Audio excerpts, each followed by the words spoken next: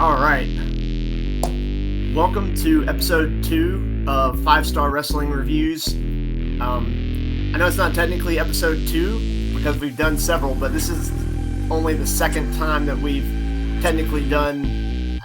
Well, it would have been a review of Dynamite, but we've kind of got a different idea. We're going to do a week in review kind of thing because while we watch Dynamite and other stuff, there is more going on than just one show. So, DJ, what's going on? I'm ready to dive into this because since we started this, we don't talk wrestling during the week. We used to talk it every day. So it's one of those now it's, damn it, I'm ready to talk about it. Yeah, so because other people, you try to even say something and you just get this look I really don't care. So just always look forward to talking to someone who actually watches, gets it. And that's not a casual fan either. No, and there aren't a whole lot of people in the real world that are like that, as we know. So, no, like you said, we talked and make this more than just AEW exclusive. It's just basically the week of wrestling. Anything that popped up from any company, it's fair game. Even if you watched it and I didn't, or vice versa. Oh yeah, of course. So there's way too much good wrestling these days to watch everything every week. Yes, this is very, very true. Which is a blessing. For the longest time, we were one company dominated, and it was a shit show. And now, competition. Now we're super spoiled because also the G1 Climax starts this week. Yep. I mean, it's we got all the. I obviously our that's why I said our episode 1 was truly a review of Dynamite from a couple of weeks ago, and the show's kind of morphed as we've gone along. We're using a new program. Works a lot better than what we were doing at the beginning, I would say. StreamYard, it's pretty awesome. But so if you want to go back to the beginning of last week, I didn't watch Raw, so I don't know if you did. I watched a little bit, especially the beginning. Yeah. Seth is insanely over. It was, to me, it's we've thought this for a while, and at times it would just come off as being forced, but this is more the organic feel, like the sing-along. Obviously, anytime you get crowds to sing along your song is great, but when the song stops and he just stands in the ring with his arms out, they just keep going. I was a fan of his original music, but this has now taken over for me. I like his original music much better for a while. I mean, it also helps that he's probably the best worker in the company, so when he goes out to have a match with the title, it's always going to be at least good, if not extremely good. So, but I saw Seth, then Cody came out, the woes in the entrance louder and louder. I think him going to WWE was the smartest thing because he was, even though he helped start AEW, it was he was viewed as anti because he talked, he dressed, the way, the mannerism, everything was anti-AEW. It was the WWE system. And you're right, but I mean, if you remember back to the first year or so of AEW, especially that first pay-per-view, Full Gear 2019 they did, where Cody got the title shot at Jericho, and it was either he won it or he never got a challenge again. I was at one of the Dynamites 2 weeks before that, where Cody did his big go-home promo, and he was so over, it was insane. And it was an incredible promo, talking about his dad wrestling in Charlotte and stuff like that. And he was super over, but it did kind of run its course. And he would have turned heel, he'd have been the biggest heel in the company. Which I guess the whole point was that they didn't want to do that, but he instead just did those long kind of rambling promos that weren't bad, but they seemed like they might have needed an editor to make them a little more easy to follow. It got to be the same, but in WWE, he's over. Good for him. No. That company's a better fit for him, I believe. I mean, it helps that they made him seem like a massive star from the very first day he was there, as opposed to building him up as. I mean, he was in the company before, so I don't see why you would have to do that anyway. But he came out. They teased Seth Cody again, but then Brock came out, and Brock and Cody went at it, and you're gonna get Brock and Cody at SummerSlam. And was it gonna be like a street fight or something? Some internet rumor are that it's a match type that hasn't been seen in a while. I did read where Cody was pulling for a bull rope match, and it got turned down because probably a good thing because they won't allow the blood. So the ones like that he had in AEW and stuff, it's hard to have one of those without blood. Yeah. And if you try it, it's just not gonna. It's like Hell in a Cell without blood. It's not the same. So what would? I don't know what that would. You had a 3 falls, maybe. I mean, but couldn't have been that long since there was a 2 3 falls. Or 3 stages of hell. Just call it that. That's a possibility, I guess. You got tons of options. They're not going to do Inferno. There's no, they're not the 2 guys for it. That's always an awful match. And Brock's not going to do that. It makes too much money. No, yeah, they don't want to burn either one of them. Cody's shown he'll burn himself. So I know. I remember when he did that spot with Andrade, 2 years ago, and then we saw the pictures going around afterwards. That was when he was going through that phase where he wasn't really over, and he was kind of doing just insane stuff to try to get a reaction. Positive reactions, and it was taking years off of his life, probably. But that you had the Priest and Finn Balor thing where Priest won Money in the Bank. Balor's trying to challenge Seth. You're probably going to get Seth and Finn at SummerSlam in a rematch. Would that be? I mean, I know they just did that at Money in the Bank. Would that be some kind of gimmick match? You think? Probably. I could see it being some kind of sell to keep Priest and all of them out.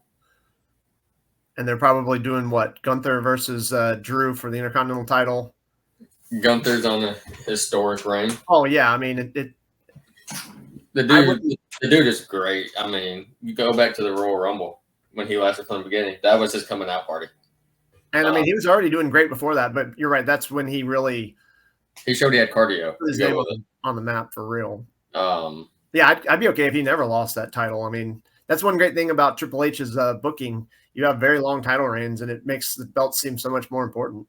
Make it a triple threat. Make him not take the pin. Let him go up and challenge Seth. Let him be the one to beat Seth. I mean, I wouldn't hate that idea at all. I definitely don't see Seth losing the belt as early as SummerSlam. But that protects Gunther not having to take the pin. No, yeah, you're right. Perfect scenario. I think that's the only way that happens because. Well, they could just do a rematch of the WrestleMania match and put Sheamus in there and have Sheamus get the pin because he was the one that it all started with Gunther anyway, and Sheamus was going after the Intercontinental title and never got it. I'm just saying, I would love to see Brock and Gunther. I don't know why they wouldn't do that at some point. I mean, Gunther is a guy that could take it to Brock, and he could also eat it from Brock. But think about it: after they finish Brock and Cody at SummerSlam, then who else has Brock not worked with? Gunther would be one of the top names on the list, and it certainly goes without saying that they would beat the shit out of each other, but in an entertaining fashion too. Yeah, no, I would love that. I remember at one point, was it earlier this year, people were saying that might be a WrestleMania match, and then obviously Gunther ended up having like one of the better WrestleMania matches ever with Drew and Sheamus. But I don't know why they wouldn't do that soon. Obviously, Hunter is a big fan of Gunther. I love his entrance. I mean, the whole package of him. The weight loss. He looks great. He looks healthy, and he's still a big dude. Mic work is great, especially for his character. His group, it's just all clicking. I did see Dominic Mysterio on there, and I will say this: that is one hated kid. Oh yeah. And at this point, they can not anybody in the whole company. At this point, they can justifiably they put him in the main event of Raw after I think main event and Money in the Bank against Cody. Well, that wasn't the main event. That was like midway through the show. Well, Raw was main event against Seth. Oh, and, wait, it was Dominic versus Seth? Dominic ended up facing Seth on Raw. Was it a good match? I fell asleep before it, but the fact he's getting in there, because here's the thing: people will say he's too young, not ready, but he's so hated. He's actually very good. I mean, he's. But it's perfect because he's so hated. You can put him in spots where people are going to talk shit about it, and it's perfect. It's a heel.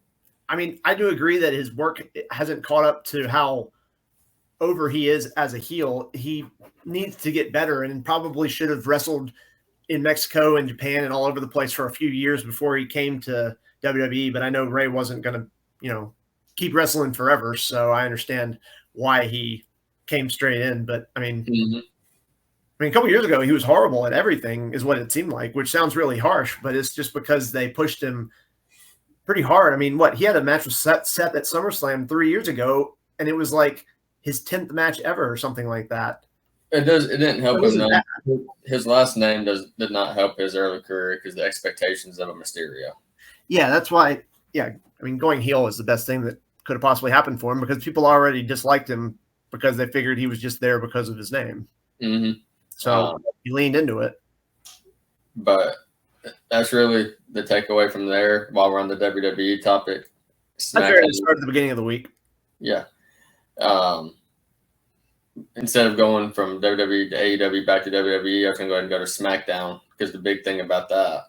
I did not see SmackDown either, but first 40 minutes, literally 40 minutes was the opening segment. And so tell me what happened. I didn't see any of it. It was the Bloodline Court. Oh, because Roman took the pin at Money in the Bank. Right. So I watched Money in the Bank.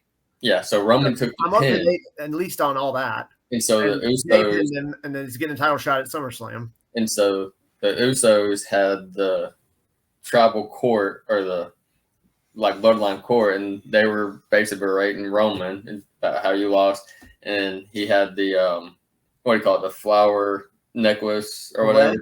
Yeah, and he was actually took it off he So he took the layoff and took the layoff, handed it to Jimmy and Jay, and it's like when they had the moment of like this happened, like a moment of weakness. Roman hits a low blow, Solo comes in, hits a spike, but then they end up taking out. Oh, which one's getting the title shot? Jay. So Jay. So they took out. He's got the short hair, and Jimmy has the long hair. So they took out Jay. Oh. And then at the end of the show, back out and said, "You took my brother away, like you hurt him." And he grabbed Roman's belt and challenged Roman to a match, I believe, next week on SmackDown. Oh. So Roman's going through the whole family. I guess so. Wow. So they said that would be a title match? I think they did. Wow. I mean, I'll make time to watch that. I mean, obviously the Bloodline stuff has been. Well, even if it's not title, I'll still watch it because who knows what's going to happen. That's a good point. But yeah, the opening segment being 40 minutes on a 2-hour show. And so in this 40 minutes, there was no wrestling. It was just all them in the ring doing their stuff. Yeah, I mean, 40 minutes straight up. When's the last time you heard of that happening? I don't think I've ever heard of that happening except for like the Raw where it was Mick Foley and The Rock doing. Where they went over on time, and I read online where this was supposed to be a 20-minute segment, and they went double over. So it makes you wonder who got cut. I'm sure somebody did, or multiple people when you factor in that it was that long. But considering that that's the A storyline for the company, I think that's okay. Yeah, I mean, it's one of the main reasons why WWE has gone uphill so much this year, in my opinion, at least. Yep.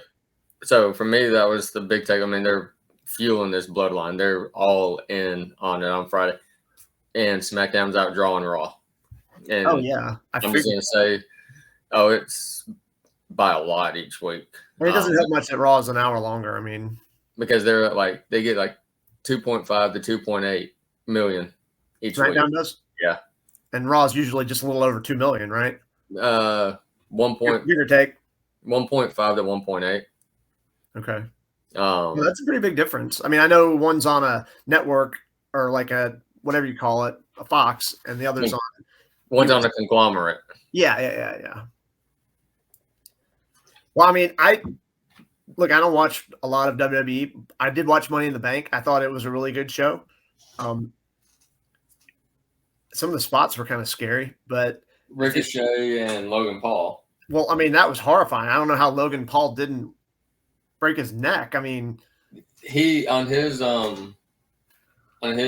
cast that he does, he even went out and said was talking about the bot. He called it a botch. He said a botch happened. Was talking about it, and he then goes, and when that happened, he goes, I don't know what I'm doing out there. And he goes, this guy, he's like, no, we're still going. We're still going. I'm thinking, how is this going to work? And then, and he's like, I'm on unsteady legs. And he goes, and this fucker's jumping. He's like, we're going. He's like, and I don't know what I'm doing. I don't know how to improvise when it doesn't go right. At least he's honest. I mean, that's horrifying. Yeah, it was clear they did not have good footing. And Ricochet was like, no, we're definitely going. We're not. I mean, I don't get a lot of chances in this company. This is the one match each year where I get to stand out. We're not skipping my one spot, whether you have to break this table with your forehead or not. So I'm hearing that them two are going to have a match too. I mean, that would be cool. Obviously, Paul has the athleticism to go with Ricochet, which is absolutely nuts to even think of. But I honestly thought that Logan Paul was going to win that match. Well, he has athleticism to keep up or to go in with a WWE Ricochet. Let me put it that way. Yeah. Like that. Now, if it was Ricochet from the Indies and even NXT, not a chance. Yeah, but that wouldn't even be a fair comparison, though. So I mean, but then the LA Knight movement is real. Yeah, I've slowly caught onto this since I don't watch regularly, but LA Knight, yeah. I mean, I've only seen like 5 matches of his ever, including TNA and NXT and everything. So Kevin Nash came out and said, talking about how he's just a knockoff Rock and Austin, and it's nothing original. Kind of bashed him. And I mean, here's the thing: you have a lot of fan base for that company now who never saw Rock and Austin. I mean, yeah, when you factor in, a huge portion of the fan base probably was born after all that happened. Yeah. So they've just seen highlights. So if he is a knockoff, so what? Well, I mean, I don't know how he would be a knockoff if he's the knockoff of a combination of the two. They weren't exactly like some of the things he was saying with some of the things he says. Oh, some like phrase wording. Yeah. Oh, well, I would say I don't see how he would really be a knockoff of either one of them. Either, otherwise he's a good promo, but yeah, I mean, the movement's real. So what exactly is he so over for? If that's it makes me think of like when Danielson was getting in his movement, it was just the fans. But at least, I mean, Danielson was like the best wrestler in the world, and that's why it was like that. What is it about LA Knight that makes him so special that he's got this huge groundswell? Like, I'm genuinely asking. I honestly don't know. I don't know, but people have latched on, and here's the there. They need to run with it because the organic like this doesn't happen all the time. No, yeah, that's what I keep reading. I mean, I know, obviously, I mean, I think the dude's like 40, so in wrestling, that's not considered old anymore at all. So it doesn't. Well, he said back when they were doing the releases, he actually thought he was getting released, and like they were making him a manager at first because of his age. Right. But here's the funny thing: Priest, who won Money in the Bank, is older than LA Knight. Okay, well, that's what I'm saying. That's 40 isn't. I remember when I was younger, I used to think that 40 was when people had to stop wrestling, basically. But now you got people like Chris Jericho that are 53, and he's still having awesome matches. So, not to jump to AEW, but no, that's really the big takeaways for me from them. I don't watch a lot of it because it's like basically I need to filter through it to find what I enjoy. Yeah, I'm going to start watching the Hulu version of Raw or something so I could just get the high points, because don't they condense it down to like an hour and a half? Something like that, yeah. I could handle that, but a 3-hour is not happening. Literally, it was when Raw went to 3 hours. I watched the very first one back in 2012 when it was 3 hours, and I've never watched another full episode again just because, I mean, obviously there have been plenty of episodes that were good and plenty that were bad, but 3 hours is a long time for something that's not a pay-per-view. Money talks. Oh, of course. They make a shit ton of money off of it. That's why they do it, whether it's good or bad.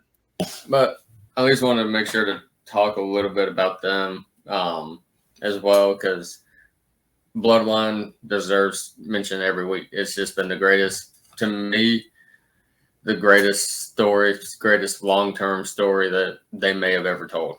And it's not even done yet. No, that's the crazy thing. So my question is, Rowan going to drop the belt to one of the Usos? Because I would be surprised to see that. And I it don't think does seem so. like Roman has been humbled in this feud pretty good the last, he got pinned. He's had all kinds of, the stuff with Sammy happened. I feel like he is definitely not going to lose one of the titles to Jey Uso at SummerSlam, or all the titles, I should say. So I don't see it. What I see happening is you're about to get an unhinged Roman, which I'm good for that. Because it's been very protected, like using the family. I think you're really about to get an unhinged. And at some point, he's going to stop trusting Solo. He's going to be paranoid because they keep hinting and little mannerisms. That's just a matter of time, yeah. But I think you get this batshit crazy Roman. You brought up Sammy. Man, what a cool down for him, huh? Yeah, I mean, him and KO. I was thinking about it the other day when they didn't even have a match on Money in the Bank, and I was like, is it because there are only so many tag teams they have that are anywhere near their level, or like I was hoping that Randy Orton would come back soon and they could do Orton and Riddle versus Sammy and KO, because I think that would be great, but I have no idea what Orton's status is. I'm just trying to think of teams that are actually high enough up that they would conceivably be able to beat them. The Usos, Orton and Riddle, maybe New Day, and that's it. And New Day is that wouldn't work. I mean, it is weird. Yeah, I mean, Sammy has definitely cooled down. It was like drastically. He was over so much. People were like, "Why didn't he beat Roman?" And he main evented one of the nights of WrestleMania. Yeah, I mean, it was completely justified that he did. And now, yeah, you're right. I wonder if he got hurt. I think it's just booking with the tag titles, because it's like then at that point, after it was off the bloodline and all that, and they were out of the bloodline story, it's like, well, you're not getting featured as much because you're not part of the A story. Yeah, but I don't know. I don't understand. I feel like he should still be played into that storyline because he was literally the catalyst that led to it breaking up. I don't believe that he's completely done with that story. I think it's going to come back around. It's not like he's going to beat Roman for the belt or anything like that, but I think they'll still be involved in this somehow, maybe after SummerSlam. But yeah, it'd be interesting. But yeah, those two have went kind of cold for me. You don't hear about it. I'm just trying to think of who they would even have a match with at SummerSlam that would be a worthy. Because obviously they're not going against the Usos. Street Profits be the only one I can think of, and they're pretty far down. But I mean, no, you're right. I guess now I'm worried about Sammy. I don't know. Yeah. So wow, we actually talked for like 25 minutes on WWE. Yeah, no, I didn't even watch any of it. So okay, let's. I did, however, I watched Dynamite and I watched Collision. So I'll let you start on Dynamite since I just led it for Raw. Okay, so Dynamite. I thought it was a good show. I thought that you said that the first 40 minutes of SmackDown were all about the bloodline. Dude, the first 30 or so minutes of Dynamite was all about Darby. He was in every single segment, and he was really good. Like, the promo he did with Keith Lee was like, damn, I didn't realize he had that in him. And then he went out and they did the match, which I'm not sure how I feel about this blind eliminator thing, even though this match was entertaining for sure. I'll be honest, I'm enjoying the concept of what I've seen so far. I'm actually digging it. Did you ever watch Starrcade 1991? I know obviously you wouldn't have, age-wise, it would have been much later, but so the concept of that. I've heard about it where it just became a crap show and it just went all to hell. It was 40 people. They drew teams, so you had 10 tag matches, totally randomly drawn, or supposedly, obviously. Like, none of the matches were good because it's hard to have a match like that where you have, 4 totally random people that have never worked together potentially. And then it was all the winning teams went to a 2-ring battle royal at the end of the night, and Sting ended up winning the whole thing. So, like, it got him a title shot at Lex Luger, and he won the belt at Super Brawl 2. But so that was where that concept came from. And I do think there are a lot of concepts from WCW that I thought had potential that maybe the booking was just horrible. And it's like, let Tony Khan get a chance at booking it. This is one of those for me. I'm like, okay, so this, and it wasn't the last time WCW did it. That was just the biggest rendition of it that they ever did. And then after that, they did a couple of smaller ones. So I'm enjoying it. I'll be honest. It's because what Darby and Orange, they won, right? Yep. Yeah, I know it's a tournament, right? They move on to okay. And Darby took the biggest corner toss I've ever seen somebody take from Keith. I mean that's a good combination because he can. Let's go this way. This is how big the bump was. Cassidy looked like he broke character and winced while he's on the apron.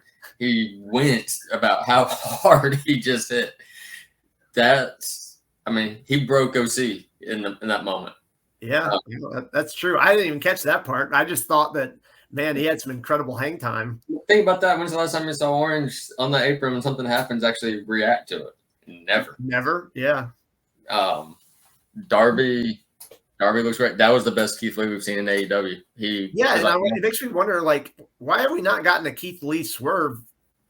Maybe this will reignite it because of how it went down. Maybe they're using this to reignite that story and finally get that big match because that match came down to miscommunication or not miscommunication. Swerve just kicking the shit out of Keith. Right. Yeah. They broke up, what, 6-8 months ago. I was actually there. I believe it was them. Oh, yeah, that was the one outside of Atlanta, right? I was there in Savannah when they won the titles. So I got to see that in person. Yeah. With what? The Young Bucks and Jungle Boy and Luchasaurus? Yeah, so we got to see that match live. Oh, yeah, that's a good point. I forgot about that. That was great. I'm sitting there front row with my face painted. Oh, well, no, I remember. I watched it and saw you sitting there watching the thing the whole time, and it was very obvious. Having the time of my life. I'm sure. I went back and watched it, and it was like my face. It was like if my face shows how bad my voice feels on the next day, it looked like I had a good time, and it looked like I had a great time. But the Blind Eliminator, I'm digging it because you got this, and like I said, we got the best Keith Lee. We got a potential reigniting the story, finishing the story we never got finished. Darby and Orange. I like the combo. They're a good team. I like it. But then we also got. I was not sure how the MJF Adam Cole thing was going to go. I was very, very skeptical and went in negative about it. This is not going. I'll be damned. They had me entertained the whole time. See, I thought it was good, and yes, they were entertaining, but I don't know. It just seems like kind of a weird fit to have your world champion in a storyline like that. I'm not like where he's trying to buddy where okay, you're not going to fight me, like trying to be nice. No, yeah, obviously it's a fake, but it seems like I think they're both so good that they would make it work under any circumstances, no matter what. But the video with the weight room was it. I cracked it. That was pretty funny. Okay, I admit that was pretty funny. It's pleasantly surprised by how those two went. And to me, we already know they work great in the ring together. All right, so now we're seeing another side where they have they're good chemistry wise with each other. And so this is all, to me, this is going to lead. They're going to get more and more comfortable with each other in the ring. And so the next match is going to be even better because they have more chemistry. Because if they were good apart, facing each other, they were entertaining to me as can be together. Now, when you break that quickly, obviously, but now it's going to be better chemistry for one-on-one. We're going to get a better match than we got that 30-minute draw. Yeah, no, I mean, I did definitely like this where what MJF was all wanting to do, the double clothesline with Cole, even texted him about it, and they didn't actually do it, right? So that's another thing, like they can build up to that through the matches, and it's like once Cole is actually buying into MJF, he does that move with him, and that's the signal. And probably right after that, MJF like kicks the shit out of him or something. You noticed like he got MJF got Cole to do a heel mannerism by grabbing his arm during that abdominal stretch. I know that was obviously the next step, the next progression. So I do like the way the storyline's laid out, so they can do a new step each week. But so my question is this: is this storyline going to move along fast enough to where that's a title match at either All In or All Out? I think so. I mean, it has to be, because what else are you going to do? I mean, the way the story's going. So Roddy got taken out by some others, but they could always do. He got taken out by Samoa Joe, right? But they could always end up doing Roddy and MJF to kind of wake up Adam, and then there's your next. So you could have MJF if MJF wrestles 2 weekends in a row. Let's be real. That's the big if. You know, that's a good point. I do feel like we've seen him wrestle more in the last 2 weeks than we normally do in like 2 months. Contract is almost a bit more 2024. Yeah, I mean, I hope that's not a real thing, and he just resigns and keeps doing all the good stuff he's doing in AEW. But so, those two together, I liked it. I said it. They got me. I was entertained, and I just sat back as a fan. I just laughed the whole time in the videos. The match we talked about, the back and forth, MJF trying to act as a babyface and trying to get Cole to do heel stuff. It's like he's trying to show him the dark side again. So do you think, what's the chance that Cole actually goes heel and they're a real unit for a while, or is this just so that Cole can, as soon as he buys in, MJF? I think that's it. So what is so would the title match be them two at All In Wembley, and then MJF versus Punk in Chicago for All Out? I mean, that's something you can pivot to that immediately and have Punk have a title shot because of all their history. Is MJF going to have title matches on back-to-back weekends? I mean, it's 2 huge shows, so both shows need a world title match, in my opinion. I just don't like Punk getting it right away because for me, it's too soon after all the bullshit. No, I agree. I don't want Punk to win the belt ever. I mean, not anytime soon, at the very least. I mean, I wouldn't ever put the belt on him again, but that doesn't mean they can't have the match. Though I guess the question is, are you going to beat Punk in Chicago again by the same person? I assume if they have a match in Chicago, Punk's probably winning it next time. So I hope they have their feud continues once MJF has dropped the belt to somebody else. Let's put it that way. They don't need the title involved in it. It was incredible last time. They can just pick up where they left off. And before that happens, MJF can – and I'm not saying I want MJF to drop the belt anytime soon. I'm just saying before this storyline takes place. So in that case, I don't think it's going to happen early enough to take place at either Wembley or All Out. I don't either. So then, Cole and MJF would make sense. Then we're finding out more and more. This goes into a non-AEW program, but also AEW. Eddie Kingston winning the New Japan Strong title. He's over there for the G1, but that also means he's out of Blood and Guts.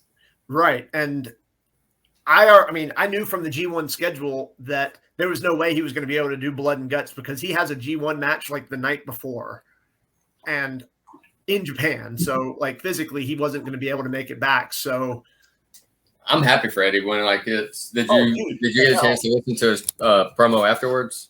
I haven't, but now that I know it's there, I'm gonna have to go find it because I'm sure it's incredible. Because he talks about how it was a big deal for him. Like he talked about his rough life, and all, but like there were times like he had Japanese wrestling that was there for him, and so for him to finally get a Japanese title was like the culmination of everything for him because he said Japanese wrestling specifically is what basically saved him. I'm sure, I'm sure just being in a G1 is one of his biggest dreams ever. I guess after that, the next thing would be to be in a Tokyo Dome match, but he very well could do Wrestle Kingdom next year and get that too. No, I love everything about Eddie Kingston. We talked about it before. He, something about him people love. And if you want to ever figure out what it is, read that open letter that he wrote where he just laid out his life story. I read that, and I had chills because I was like, man. Yeah. And it's all true and real. It's not like he doesn't play a character really. Right. And that's the guy. He's not pretty. It's not flashing the ring. It's not this. People love him. Use him, please. Like, I don't want to see a period of no Eddie on my TV again.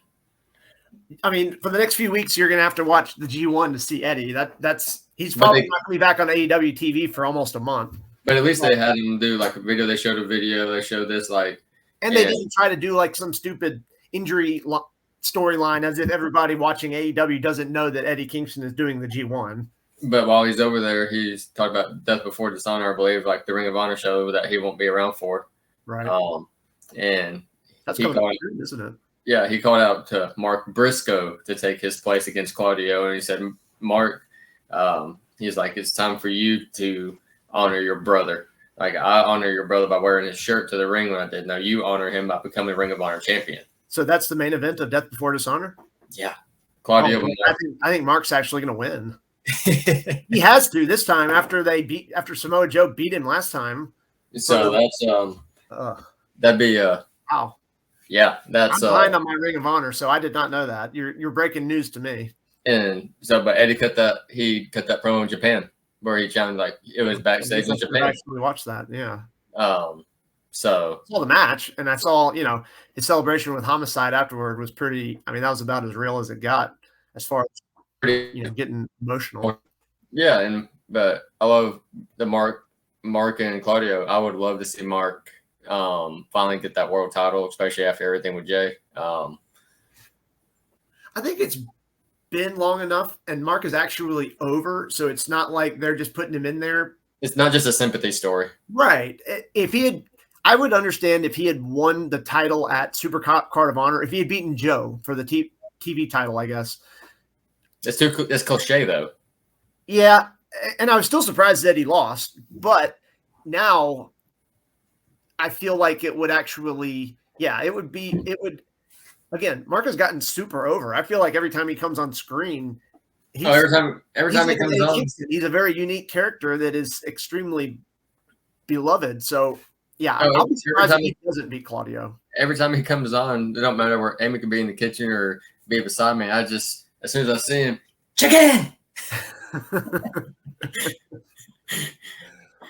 Let me put it this way: she tolerates all of this, but she cracks up at Mark, like always between the teeth. But then the redneck kung fu and all this, and we've always said when you can get someone who's not a fan, like, all right, let's be real, she just tolerates it for me. You get someone when you can get someone who's not a fan to be entertained, something good's happening. Accomplish something, yes. So it's I can't wait for that. I do want to see Mark get that moment because I think you will have a hugely emotional moment in the ring afterwards. I think he's going to win that. And I think you see that whole locker room come out for him at that moment. Tony said after Warner wouldn't let him do the Jay special on TV when they did the Ring of Honor one, when they taped all the stuff after. Right. He said it wasn't a one and done tribute. So I could see Mark getting it and then the whole locker room coming out and like basically one more final honor to Jay. I mean, that'd be an incredible way to end the show, which, I mean, that's probably only like 2 weeks away or something. Mm-hmm. And Papa Briscoe going to be there. Of course. The whole family's going to be there. They roll deep. And you don't want to mess with that group. No, Papa Briscoe would slap the shit out of somebody. I would love to see that. But getting back to Dynamite too with it all, or just AEW in general, like, so yeah, Eddie, I just want to keep seeing him on TV, even if it's a video package. It's something just to. Oh yeah, no, I like that. I feel like Dynamite has started adding more video packages than they used to, because I always heard that before they were kind of hesitant because I guess if you went by the viewing numbers, sometimes they dipped a little bit during the videos, but I think those videos are so important, especially like over the next 4 weeks. We don't want Eddie Kingston to be forgotten. So there's going to be some kind of video. Like, I hope each week there's like a little update on what he's doing in the G1. Like, hey, sending the news back to the States. This is what our buddy is doing in the G1. This week he did this and that and whatever. And you can actually show footage and everything. And they did that this week with. Well, yeah, they showed the strong, open weight title match. Yeah. So that's why I said they can have. I mean, that's a big thing that he's in the G1. I think they should give an update each Wednesday on how he's progressing. because people care. What did you think of Omega and Yuta? I thought it was good. I figured Kenny would get his win back after getting pinned by Yuta. I feel like Yuta has been de-emphasized a little bit after he was getting pushed really hard. And maybe it was a good match, but he's basically the fall guy for BCC. Let's be real. But he pinned Omega to end Double or Nothing. I did not think he was going to beat Omega one-on-one. No, I didn't either. And it wasn't like I don't know. Let's put it this way. I thought the match was good, but it does not jump out at me as one of the better Kenny Omega singles matches I can remember. And usually a Kenny Omega singles match is more fondly remembered by myself. Mm-hmm. So I'm not saying it was bad, but it didn't meet my expectations. I can see it. I just enjoy it with Omega. I just enjoy while we got it too. Of course, yeah. It's especially here lately. One-on-one has not been what he's done a lot of. He's fixing to have another one because he's fixing to challenge for the AAA title again. Oh, and what is that going to be at Triple Mania? Yeah. Yeah, I might actually. I haven't watched a Triple Mania in years, but you can see it. I don't know if it's free. I'm sure you have to pay for it, but I think Fight usually keeps those shows. I would watch the one show that has Omega versus Vikingo on it. Yeah, I would love to watch that match. I watched it for free. I would gladly pay money to watch another one. Right. That's how much I enjoyed that first one because it was incredible. Vikingo was coming that party. Vikingo was coming that party to the States. Yeah. It's so with Dynamite, what I loved. So after the Omega and Yuta, you get the post match where you got BCC, you got the Elite come out, you got Dark Order. But what I loved is they went off the air with the brawl, but the stuff's still happening. So it's like that type of stuff. And it didn't just stop. They were still going. But it's that type of stuff that to fans, I believe, will make them feel like I need to go live when it's in my town because stuff is still happening when the camera turns off. Yeah, no, and they still did a 2-minute overrun, which I think they've done that 2 weeks in a row now. And apparently it has brought up the viewership to the point where it's made a difference. And I bet they're going to continue to do that. And obviously you can't end the show like that every week, but when you do it, it definitely comes off as very exciting. And WCW used to do it back in the day a lot. Right, but eventually they did it way too much. And it was like, we're only halfway through this world title match, but we're out of time. And then they would go, but for doing it at first, yes, it was very good. And yeah, Tony's with all the NWO stuff, it was perfect. Yeah. I'm a fan of the Dark Order getting brought into the story. I've seen online where some people are not because I feel like some people are like, why the Dark Order? But essentially what you have now with AEW fans is you have people who've been watching this since day one who understand the Dark Order thing. And you have people who are coming on board more so now. And they're like, why Dark Order? So now it's like you have a divide amongst the fans because, well, when you get enough time in, it happens naturally. Yeah. But I feel if you don't have Dark Order in there, then you're missing Hangman's part of this whole story, the whole culmination of coming back. Yeah. I agree. I'm glad Dark Order is involved in it. All the dudes in Dark Order are very good. It's not like they're bad wrestlers. They're just positioned much lower on the card normally than everybody else. So I'm glad that they're getting a chance to step up. Then they beat the Elite on Friday. On Rampage. Yeah, they beat the Elite. Hangman right? They beat the Hung Bucks, right? Yeah, they.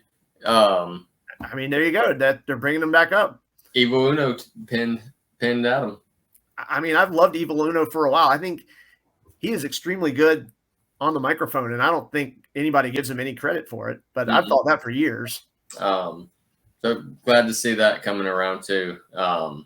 Rampage at times is hard for me to watch because of when it is. I honestly didn't watch Rampage. I didn't know that had happened, but I did know that was a big hook for that show. So I hope Rampage got a better viewership than they normally do. And then and obviously, like we've changed formats where we're not dissecting every segment. It's like things that stand out, basically noteworthy things of the week. Because if it hasn't stuck with us, then it wasn't that memorable. Like, I agree. No, I agree. So I don't know if you were about to bring one up, but the next thing that I was thinking about, and this continued the half hour of Darby, was the Nick Wayne vignette. God, I've never seen Nick Wayne wrestle. I don't really have a good reason for that. I guess it's because I just don't happen to watch.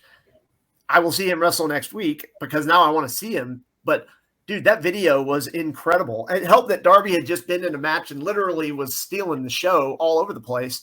But to hear him talk as like a regular human being, which they've done a lot more of, and I mean, Darby's just a good dude. He's completely crazy, but Darby I already liked him a lot. I mean, I did too. So it's not like I didn't think I could really like him much more, but that video package of how he took Nick Wayne in, basically like was watching over and going with all that, like that's what a guy. Yeah, I mean, not what most people would do or stick their neck out for, and so yeah, now that makes sense why Darby's the one that gave him the contract. I never knew why it was Darby. I was pretty sure it was something along those lines, but I didn't know all of the details. I do think, I mean, by doing this, Nick Wayne comes in and he's attached to Darby, and by default, he's attached to Sting. Nick Wayne, he just turned 18, and I think he's going to pop a number this week. He just graduated high school. Literally. Because the condition on his contract was it doesn't go into effect till you graduate high school. Right, and I think that's awesome. And hey, hats off to Tony for making that a clause in there that this is void if you don't graduate. Yeah. I'm excited to see him. I saw clips online this last week where the dude was still wrestling matches this last week when he's got the biggest match of his career coming up. I was like, I'm thinking, dude, I would have taken the week off and not risk getting hurt before the biggest. And he's going against Swerve. And so what I have seen came up with Darby and everything too. So I'm sure they've wrestled before. And so what I've seen from Nick Wayne is he can fly. He's entertaining. Swerve is going to be a great fit for that. Yeah. I'm excited for that. Yeah. And Swerve and Darby are always going to be kind of intertwined just because of their history. Mm-hmm. But I'm so looking forward to Nick Wayne that segment was maybe 2 minutes long. And it was by far one of my favorite segments on the show. Maybe my favorite overall on the show. I'm not sure. I hope Nick and Swerve open the show. Let them have the hottest crowd at the moment. Then you can shift to the other story. Let them, like, if you just put that package together where obviously you're building him up, give him the hottest part of the crowd, the opener. Yeah, no, I think that would be I bet you that will be the opener. Don't do it midway where the crowd has time to kind of die down a bit. Definitely don't do that. And I mean, that doesn't have to be the main event either. So I think the opener is perfect. And because he's going to go and try to put a show on. He's going to try to he's going to throw everything out there. Well, of course. And all I've seen is that he is extremely athletic and can do some crazy shit. And it looked like, because his dad was a trainer for years, so he was probably rolling around in a ring and taking bumps and playing around when he was 8 years old. You know, those are the kind of people that turn out to be like Eddie Guerrero's and stuff like that, where they're just like a complete in-ring genius. So I am definitely excited for that. Then we get to move to Collision. Wait, there was one last thing I wanted to talk about on Dynamite, and it doesn't have to be long, but the Jericho segment, because I got the feeling from that the Jericho Sting stuff is over. I didn't even think about that, but yeah, it does give that picture. Unless for some reason Sting just could not be at the show and they're going to do something to continue it next week, I'm not sure, but obviously – Sting probably needed a week off after that crazy ass bump he took. Of course. Yeah. And we didn't cover that show. That was about the most, that was, I think Sting took it one step too far on that one and probably regretted it. But that second table got in the way. That's what he hit his head on. Oh, I know. Yeah. Look like he hit his mouth on it or something. Mm-hmm. But he needed a week. I mean, he's 64 years old and he jumped off a freaking ladder through a table on the floor. All right. You deserve a week off. After having a match just a couple of days before at or well, maybe a couple of weeks before. But so I think if there's some kind of faction with Don Callis and Jericho, I think that would be incredible because, Don Callis is, to me, he's like the Bobby Heenan, which is what he's going for too, of this generation, and actually does it very, very, very well. I don't think Jericho will actually end up with him, but that was the part I got from that, was that maybe Sting and Jericho was not going to continue. Now, obviously they didn't say that, and it was just because Sting wasn't there, but they didn't even mention his name or anything. So I don't know. I was really hoping for that at Wembley. That's a huge special attraction match. And, remember, they had originally booked the tag match, and then they got such a big reaction being in the ring together, they moved that to Forbidden Door, and then it was over huge. So I don't know why you would not continue with that, but I could just be pessimistic and they'll pick back up next week. They could. I don't see Tony Khan just dropping that one because that's a history-making match, as in it's never happened. Yeah, and it's not like they have already done the singles match or anything. Mm-hmm. So I think we'll see it, and Wembley's a good place for it. Yeah. So I forgot about the Jericho segment, but yeah, you're right. I like the little wrinkle in Jericho, like trying to do something different again, possibly. Like he's the king of reinvention. Let's be real. He's done it a million times, so I have no doubt that whatever he does will be interesting at the very least. I would love to see him in a following role and not be the head prominent anything, where he's a member versus the leader. Yeah, I mean, if it was Don Callis, he keeps saying it's his family, so that makes me. I mean, back in the '80s and early '90s, that the Heenan family was the big heel group in WWE. Yep. I'm here for him. I'm here to see how it plays out. Yeah. I thought it was interesting. Even if the stuff with Sting is done, I would be disappointed. But I think what Jericho is doing with Callis will probably be interesting. It's at the very least. I still want Sting and Jericho. Yeah. I definitely still want that. But yeah, then we had one more show. This is, I think we're an hour in and we haven't even talked about the most recent show. Collision. Yeah. Yeah. It shows how much wrestling there is in a given week. I mean, I just finished watching Joe versus Punk like 2 minutes before we started recording. So we'll save Joe and Punk for the end. Because beforehand, we talked before about FTR not really having tag this, tag that, and they did this tag eliminator. When I heard the eliminator, it made me think of the WWE style, where it's basically you have to beat the champ to get the title shot. But then if you lose, you can still get another one. I loved how they made sure on the announcing to say if Bullet Club loses, they do not get a chance while FTR are champion. So this makes the eliminator match feel different than the WWE style. It gives it where, okay, this is still important because if they lose, then that's the end of the story. Or if they win, then we have another match, which they won. Bullet Club won. Now we get a 2 out of 3 falls, and this one fall match to me was very good. The crowd was into it. Put it this way, the Bloodline was 40 minutes of talking. This was 28 minutes of wrestling.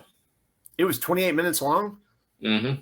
Wow, I didn't realize. I guess that just says it was really that good if I didn't realize it went that long. And so that's, to me, it was one of FTR's better matches. I mean, of lately, because they had the Gun Club, they had all that, and that was a bigger picture behind some stuff like that. But not the most entertaining of matches for me for FTR. But this one, I really enjoyed it. Jay White, he looks phenomenal.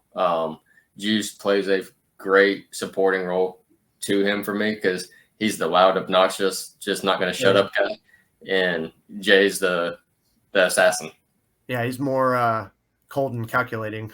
So I enjoyed that match for sure.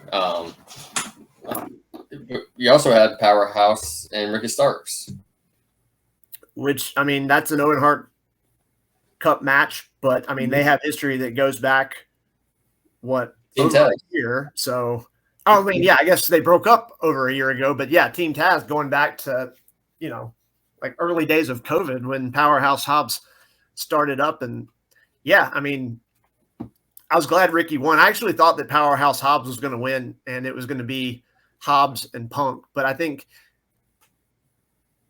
Ricky Starks and Punk is definitely more intriguing of a match to me at the moment.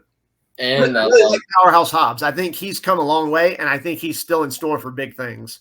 And by them having QT be involved with the loss, it wasn't fully clean. And so, but then him breaking away from QT like that, best thing they could do is get him away and let Hobbs just finally pull the trigger. I mean, to me, the Wardlow thing's died down. Wardlow's not going to be what we thought. And that's nothing against him. Maybe it was poor booking at that point who didn't capitalize on stuff. But Hobbs still gets reactions. Hobbs looks great. He looks like he looks like $1 million. Let him run. Yeah. Let him run. That's why I thought they might do him and Punk, and he beats Punk. Because if you remember, when Punk was only a few months back the first time, he had a match with Hobbs, and basically Hobbs beat the crap out of him, and Punk just got a fluke pinfall. So I did believe at some point Hobbs was going to get his win back. So that's why I was thinking that was going to be the match. But I'm okay with what they've got going, because Ricky Starks kind of needed a little boost too, because he'd kind of fallen off a little bit. So we've already brought up who he's going to face. Yeah, I kind of spoiled that one, but because for me, the whole thing about Collision, there was good parts to it, but the whole show, they built it, they made it known it was Joe and Punk. I mean, so it's the other stuff took a major backseat. Like, oh yeah, I mean, they were doing the video packages for Joe and Punk on Dynamite, and then they did another one early in the show in Collision, and they were doing an incredible job of building it up. And this is where I'm glad Tony bought ROH. I mean, that makes a huge difference in that case, yeah. This build, they told the full story. It wasn't just like while they're having the match, they're trying to get you caught up and commentate.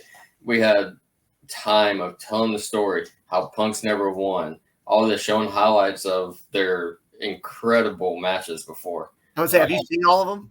I have seen them. Okay, good. Because I would say they're on Honor Club if you hadn't, but and it's worth going back to watch again. Oh yeah, no, I've got all 3 of those DVDs, and yeah, I've watched those matches multiple times. But and it's hey, are you dating yourself now? Talking about DVDs. Oh, I know. Believe me, I used to, dude. I've got some Ring of Honor VHSs. What do you know about DVDs? I know about VHSs. I used to rent those from Blockbuster to watch the pay-per-views years later. Yeah, me too. Exactly. But yeah, the whole build up, action video, the whole build, it made it feel like a big fight. Then they get in the ring, it feels like a big fight.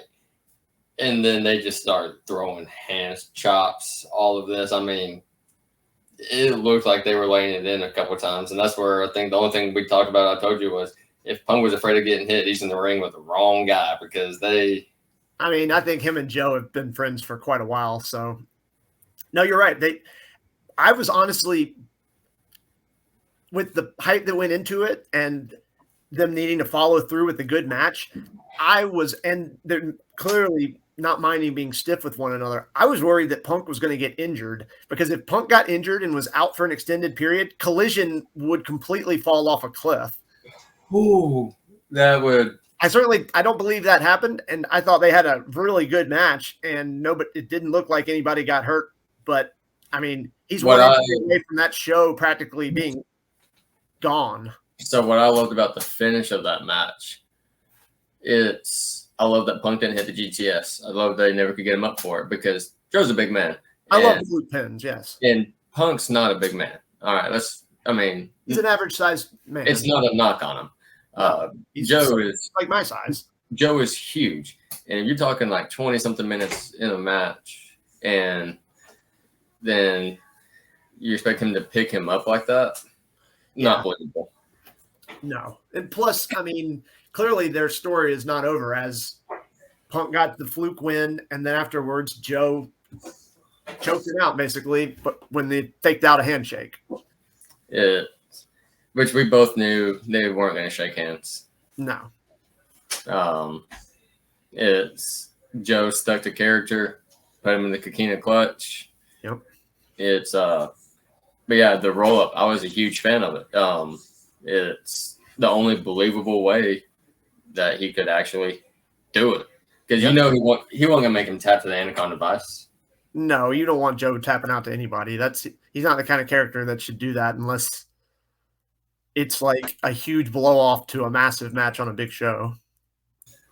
But anyway, we're talking about Joe in the finish. Yeah, put him in the Coquina clutch, and I was for it. Like, again, I know I said that a lot on this, but it's they delivered on what I had lofty expectations, especially for a TV match. Now, if it was a pay-per-view, I would have expected 15 more minutes.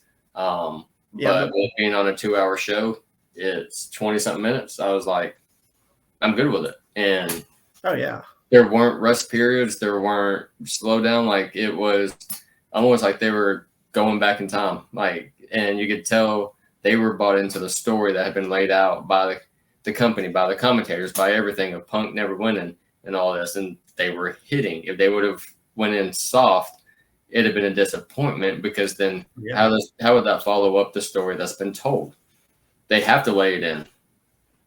Yeah, I mean, it would be really unfortunate if they did not. So yeah, it's to fit the narrative being told, gotta lay it in, and they did. Because the strike that stands out to me. Okay. You said the spot that stood out for me is when the strike is Punk's on all fours. Joe takes that massive hand of his and just smacks him on the back. I verbally went, ow! Like, that hurt me watching. That left a massive handprint on his back perfectly. How many times in a match do you hear that we say a strike stands out? Usually it's a move, right? Like a Phoenix Splash or some crazy spot. No, you're right. This is a strike. No, you're right. I just think clearly they're going to have more matches, and they're going to – I mean, I bet Punk was extremely sore when he woke up this morning and probably had massive bruises all over his chest and back. But I am interested because if you think about it, their story in Ring of Honor going back 19 years, it was draw, and then a very long match that Joe won. And I guess you could say they finished the storyline, but it wasn't like it was ever totally capped off. And then. No, they're dead even now. Right. That's what I'm saying. Now they're perfectly even, and they're going to have another match that I feel is even going to be a bigger deal, even though what we just watched was the first one back in 19 years. So if nothing else is planned, why not do it at Wembley? I mean, that's a possibility. And you can even list it as the final encounter, because they don't need to be together all the time. It loses value. Give them one more to finally end it. All the years, because you can tell the 19-year story again and all this, and now they're even. And then at Wembley, the company's biggest show ever. Oh, yeah. 70,000 fan or tickets already distributed, or 75,000, whatever it is. Yes, who nobody ever thought that would happen, but 75,000 people in there, 19-year story. Why not? And label it as the final encounter. So if it's the final encounter, is it like a 2 out of 3 falls match? That would line up with the story of it's tied and somebody has to get the second fall. Yes and no, because for me, the only reason I say no, like everything you just said makes sense in a normal world. They're fixing to do 2 out of 3 falls for the tag title. So is that too soon? That was my one hang up. You don't want to do that over and over again. So yeah, that's probably not going to happen. Give them an Iron Man match. Shit. I mean, they just did one of those a few months ago too, which was incredible, but I wouldn't hate it. I don't know if they're still going 60 minutes. I love Samoa Joe, and he's a great wrestler, but I'd be surprised if he could go a hard 60 minutes still, just from the way he moves around, and he's just older now. I mean, yes, and I can see it both ways. I'm not taking away anything from him, but I want to say I can see it both ways. Like, again, very valid points. But also think of the last few years of his wrestling career. Hasn't been bump filled. True. That's a huge reason to say that. Yeah, I always talk about wrestlers that their age is based on not bumps. as important as their wrestling age, based on the number of years they've actually been, bumping hard. That's why. Think of the end of his WWE run. Like, he wasn't competing. No, he was doing commentary. And he hasn't done a whole lot of matches in AEW, so he hasn't had all the bumps in the years. So his body, a great point. I'm sure he could go 60 minutes. I guess maybe I shouldn't have said that, but I'd be surprised if they do that, just because it was just an idea. I mean, I'd be a fan of that. I mean, one of my favorite matches this year was the Iron Man match with, Danielson and MJF back at Revolution. That's my second favorite match of the year at the moment. But I mean, they could just have a regular match, and just if it's the final encounter, then hell, it could be an I Quit match or something like that, since both guys do a lot of submissions. I mean, you got a million options. I did say, now, when Punk faced Joe before in Ring of Honor, what music did he have?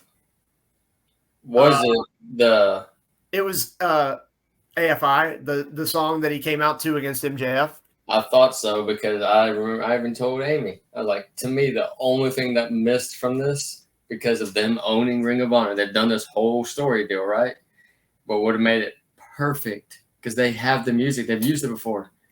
Punk come out to AFI right there, because here's the culmination of the Ring of Honor story. Like, that would have been a great time.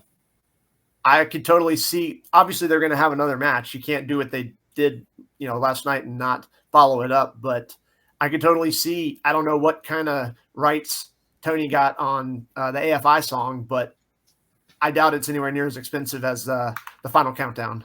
Oh no, he said that cost him what a wrestler's contract cost him. I know, and I'm just so happy that he did it still. But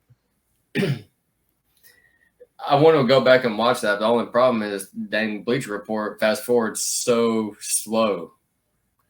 You can't click and just like move to like the halfway point. I've never been able to move it. Like, it moves slow. Oh, that sucks. Because that match being all the way at the end to see Danielson Okada again, see the entrance, I want to rewatch the final 10 minutes now that knowing everything for sure. I know Bleacher Report works a lot better on a computer. That's what I found. Okay. That's what I use it for, because I can jump right to any spot just by clicking the mouse. So I mentioned it in the last thing we can talk about. We got coming up Blood and Guts soon, right? Yeah, that's going to be not this upcoming week, but the week after, right? So this means the next week they need to fill in who the full participants are, because Danielson's out, Kingston's out. So both sides have mystery partners. We got to fill it in. Who are you thinking for each? I mean, is it too obvious if I say Kota Ibushi for teaming up with Kenny? That's what I think. Who do you think for the BCC? Because you got Mox, Claudio, Yuta, Takeshita. So Jericho with Don Callis? What's Jericho's beef with the Elite to want to go into a Blood and Guts? No, I'm just connecting him to Don Callis, so that wouldn't be very logical. I don't see it happening. Somebody who's in the company, or is it somebody who is connected to them from years past? I mean, I don't see it happening, but I love that this little, you call it like a fandom rumor or fandom. CM Punk. Oh, well, that would be awesome. Yeah. I would actually be for that, because what a way, like, okay, I hate you, so now I'm going to see you in the most violent way possible, other than your death match, but I'm going to absolutely just let him come in, like, have everybody, let him be the last one in. I would shit my pants if they actually did that, but and you hear cult of personality come across, and one, TVs go crazy. Two, the internet wrestling community might blow up. I still think it's just a matter of time before we get that. I think they're going to string it along for a while with little tiny nuggets of. Oh, yeah, I mean, I don't think this is going to happen from Blood and No, Guts. but it would be incredible if it did. If we were, I mean, and if you want to talk about if they have to find somebody who hates the Elite, who more justifiable is there than Punk? Yeah, I mean, I guess could it be like, I don't know, Evil Uno or something like that, or is that? But why at that point when all Dark Order went in there, not just one? Yeah, no, yeah, you're right. That wouldn't make much sense. I don't know. I mean, we'd known for a while that there was going to be at least one mystery person because, I mean, I knew that Eddie wasn't going to be able to make it, but yeah. I'm saying Kota Ibushi. I've heard some people say that match is going to be a big deal no matter what, and that would be a waste of bringing in Ibushi for that surprise. I don't know if I agree with that. That show is going to get – that's one of their shows each year that is supposed to get big-time ratings. So I don't think it's a waste for Kota because – no, I don't either. I just saying I did hear some people say that. Like a reason for it? The dude's violent in a normal match. I mean, his kicks look like they could kill you. Yeah. So imagine – I mean, what better way to showcase just how brutal the guy is? Yeah. No, I mean, that would kick their freaking heads off.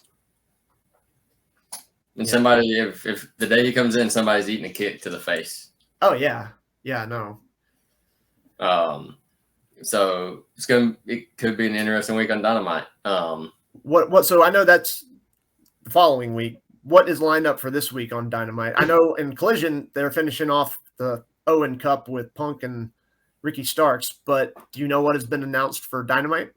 I am fixing to or if anything interesting was announced for Raw or SmackDown. I'm not aware of either one. Let's see. We know we have the Nick Wayne. Right. Okay. Nick Wayne. That's going to be a big deal. You have Jericho versus Commander. Oh, you're right. I did see that. That's really random, but I think that'd be awesome. Orange Cassidy and Darby Allin versus Sammy Guevara and Daniel Garcia. Is that like the second round of the blind tournament? Semifinal. And you have MJF and Adam Cole versus Brian Cage and Big Bill. Oh, interesting. Ruby Soho versus Sky Blue. Okay. That's Sky Blue, does she keep getting put over like crazy? She's been on the up and up ever since the Chicago shows a few weeks ago. That's all I'm seeing for right now. Yeah, I'm sure they'll announce something else the morning of the show like Tony usually does. But he always announces stuff on Busted Open on his Wednesday call because he calls into Busted Open pretty much every Wednesday. So that's basically when he announces whatever the other matches are going to be that are made. If something's changed or whatnot, yeah. I gotcha. I think I'm more pumped for the Nick Wayne debut than just about anything else. I could see this week being the week that Cole and MJF implode because you're going against Cage and Big Bill. That's two monsters. So neither one. MJF's not going to want to tag in and take that beating. So that's going to show. Yeah, that's true. So you think there could be some major movement on the front of that storyline? Okay.